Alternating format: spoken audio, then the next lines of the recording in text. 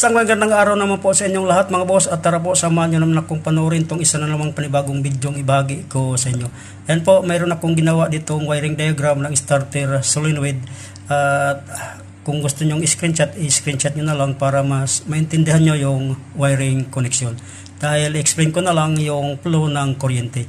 So ayan po, yung flow ng kuryente nito ay dito manggagaling yan sa ignition switch. So ayan, pag turn on natin ng ignition, magkaroon ng kontaktong wiring na to at dadalo yung kuryente papunta dito sa terminal 30 ng starter relay. Then pag turn on ulit natin ng start position, dadalo naman yung kuryente papunta dito sa terminal 85 ng starter relay. At dahil mayroon na tayong power supply dito sa terminal 30 at mayroon ng ground yung terminal 86, mag-energize tong coil na to at hilain niya yung switch para mag-contact yung terminal 30 at terminal 87.